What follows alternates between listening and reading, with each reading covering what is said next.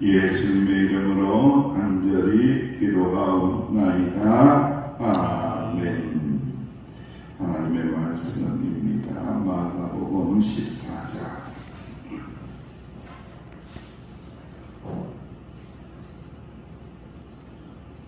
마가복음 14장 22절에서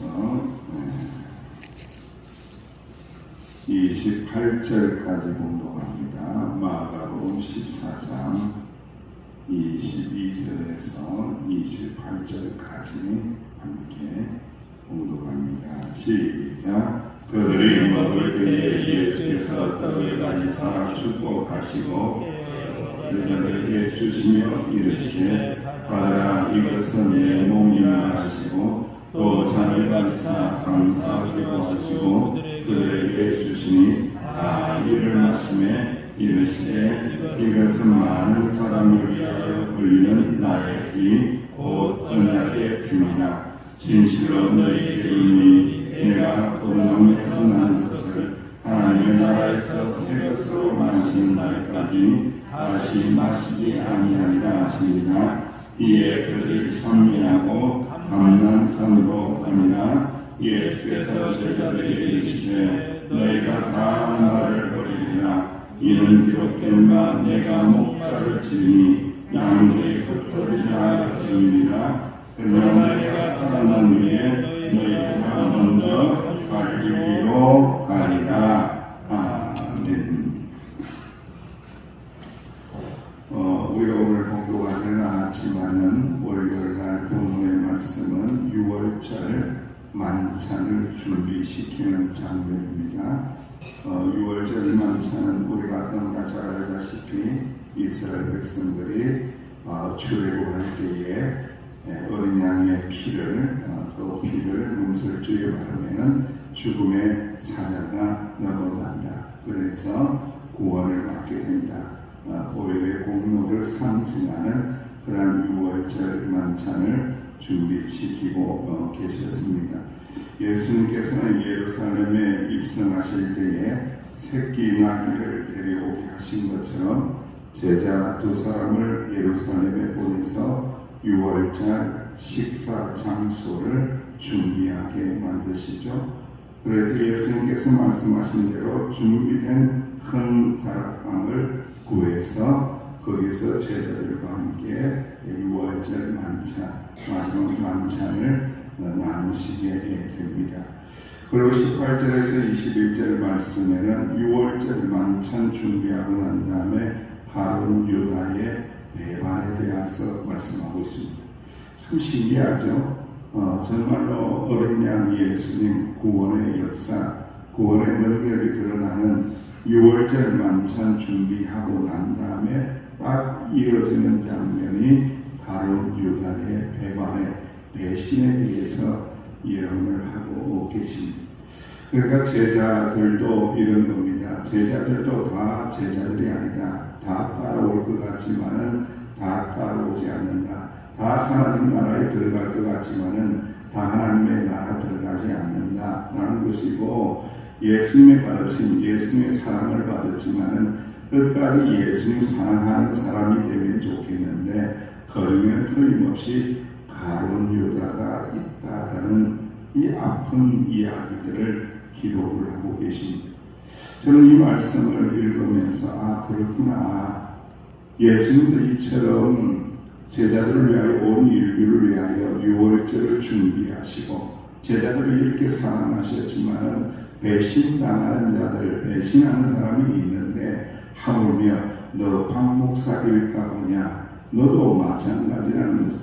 사람에게 언젠가는 배신당할 때도 있다라는 것을 저는 생각하게 하더라고요. 모르겠어요. 제가 조금 부정적인 자아를 가지고 있어서 그런지 모르겠지만 저에게도 그런 묵상이 오더라고요. 사람 다 믿지 말라.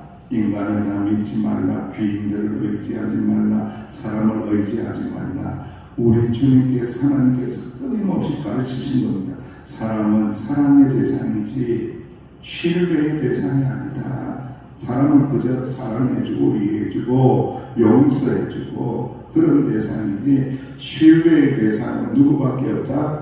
하나님밖에 없는 거예요. 그러니까 여러분들도 마찬가지로 누구만을 신뢰하고 예수님을 믿고 서귀포 명성교회 다녀야 되는 거예요? 그렇죠. 하나님 아버지만을 믿고 서귀포 명성교회 다니고 신앙생활하고 사람은 어떤 대상이라며 이해하고 용서하고 사랑해주면 되는 거예요. 그것이 우리 이 믿음의 사람들의 길이라는 것을 알게 하신다는 거죠. 예수님께서는 오늘 이제 만찬, 성만찬을 이루시는 장면이죠. 떡을 들어서 축복하시고 떼어서 제자들에게 주시면서 이것은 내 몸이다 라고 말씀하시고 포도주잔을 주시면서 많은 사람을 위하여 흘리는 피, 곧 언약의 피다 라고 말씀을 하고 있습니다.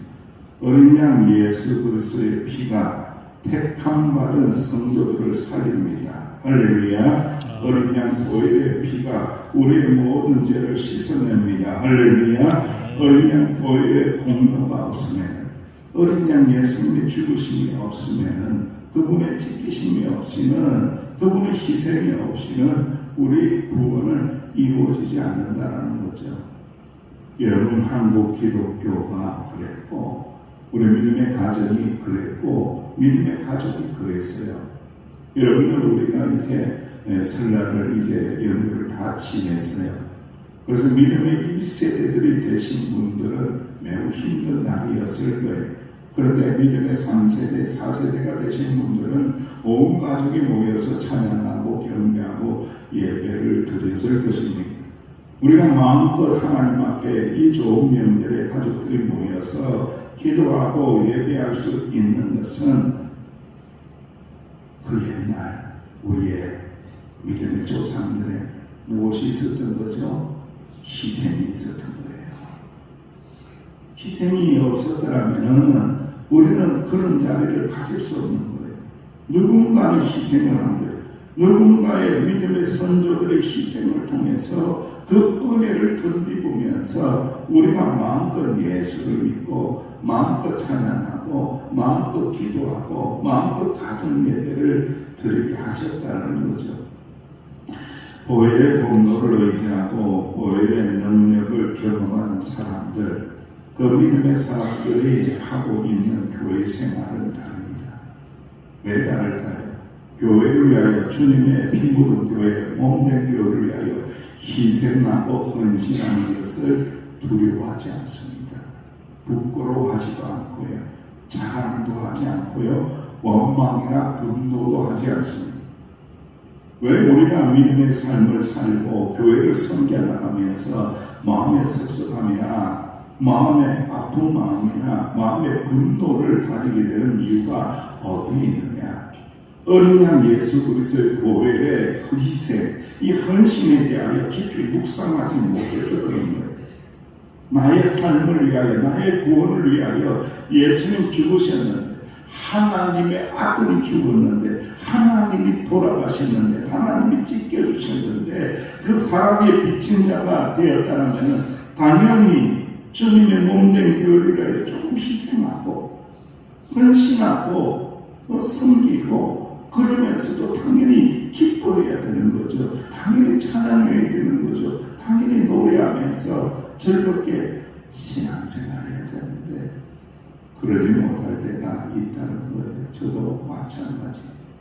그래서 그런 위기들, 그런 어려운 마음들이 찾아올 때마다 어린 양 보혈의 공로를 기억하고 의지하라. 나의 희생이 절대로 헛된 것이 아니다. 우리의 희생이 헛된 것이 아니다. 주님께서 받으시고 흥량하시고 축복하여 주신다. 주님 나라 임하실 때에 칭찬하여 주신다는 것을 꼭 기억해내고 어린 양 보혈의 공로를 전적으로 의지할 수 있는 저와 여러분들 되시기를 주님의 이름으로 축원합니다. 거룩한 주님의 몸, 그리고 거룩한 주님의 피, 잔에 대해서 말씀하고 난 다음에 다시 한 번 더 제자들이 예수님을 버리고 도망할 것을 또 말씀합니다. 참 기가 막힌 장면이에요, 여러분들. 인류의 모든 죄악을 씻어내기 위하여 예수님께서 온몸을 주신다. 이것은 나의 몸이다. 살을 찢어주시고 피를 나누어 주시며 포도주를 나눌 때에 나의 이거 흘리는 피다. 언약의 피다. 구원의 피다. 라는 것을 말씀하고 난 다음에 너희가 다 나를 버리리라. 너희가 다 나를 버리게 될 것이다.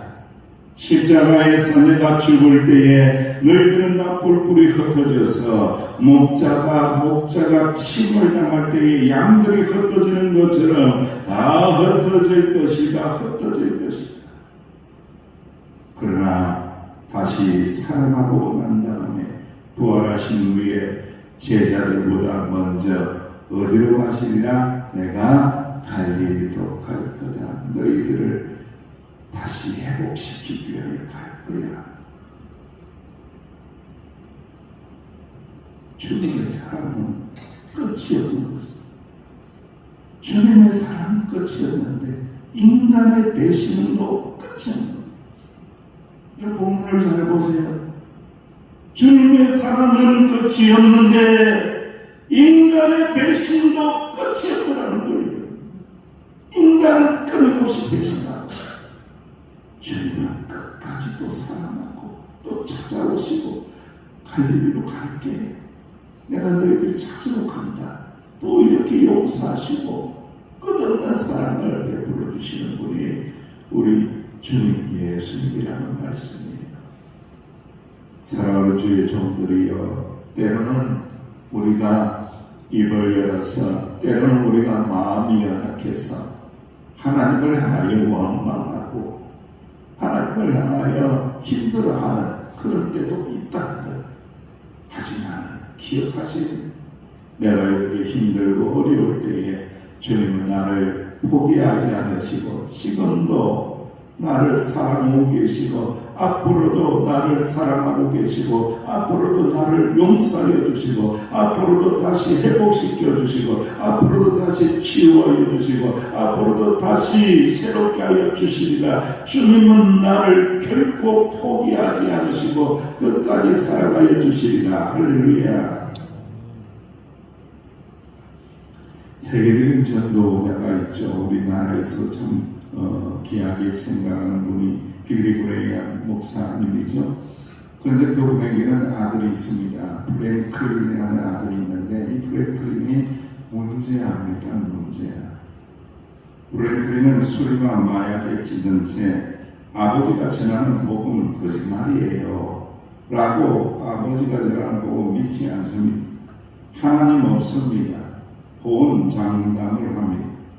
하루는 그가 밤늦게 자가용 비행기를 운전해서 파티에 가던 중에 사막 한가운데서 연료가 바닥이 나버리게 됩니다. 통신 장비가 고장이 납니다. 연락을 할 수가 없습니다. 점점 고도가 떨어집니다. 곧 추락을 하겠구나. 이제 나는 죽겠구나. 죽음의 공포가 밀려올 그때에 프랭클린은 그동안 그렇게 부인했다. 그렇게 하나님이 없다고 했는데 하나님 앞에 살려달라고 기도하기 시작했습니다. 여러분 어떻습니까? 이 망나니를 하나님 없다고 부인한 자인데 이거 살려줄 가치가 있을까요? 과연 무슨 가치가 있겠습니까? 그런데 여러분 놀라운 일이 발생하게 됩니다.